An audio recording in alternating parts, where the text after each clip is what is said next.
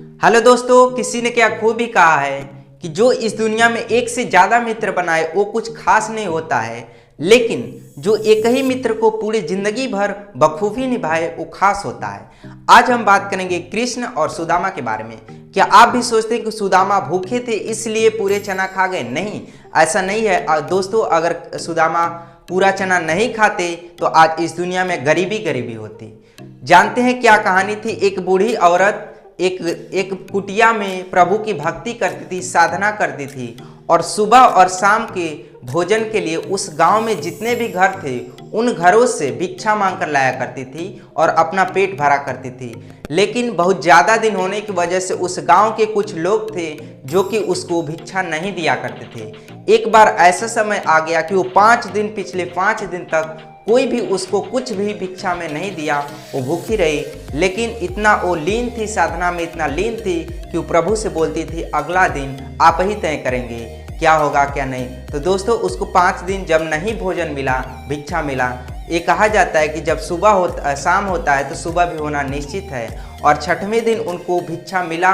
भिक्षे में 2 मुट्ठी चना मिला और उस चने को शाम को ले गई, अपने कुटिया में ले गई। तो सोची इस चना का भोजन कर लूँ, लेकिन उन्होंने सोचा कि सुबह मैं इसका भोजन करूँगा, प्रभु की भक्ति करके इसको प्रभु को चढ़ाकर भोजन करूँगा, और रख कर साधना में लीन हो गई। उसी रात कुछ चोर जाते हैं उनके कुटिया में, और कुटिया में जाकर जब देखते हैं कि पल्लू में बंधा हुआ चना, तो चना नहीं देखते बल्कि बंधा हुआ पल्लू बस देखते हैं। तो सोचते हैं कि इसमें कोई हीरे सोने के रखे हुए कुछ जवाहरात है, सोने के जवाहरात है पहनने वाले। तो वो उसको लेकर चोर भागे। तो भागने के बाद कोई देख लिया, और देखने से वो चोर दोनों अस्त व्यस्त होकर भागे, इधर उधर होकर भागे। कुछ ही समय पर जाने के बाद कुछ कुत्ते थे और दौड़ा लिए। दौड़ाने से उनका जो पल्लू में रखा हुआ, जिसको सोने चांदी सोचे थे, वो गिर गया। और दोस्तों, वो वहाँ गिरा जहाँ पे श्री कृष्ण, सुदामा और बलदाऊ ज्ञान की प्राप्ति कर रहे थे, ज्ञान सीखने गए थे, शिक्षा लेने गए थे, और वहीं पे श्री कृष्ण 64 कलाओं सीखे थे। उसी कुटिया के आसपास गिरा। और जब सुबह उस आश्रम की गुरु माता जब सफैया करने के लिए निकली तो देखी पल्लू में चना था और उसको चना को रख ली।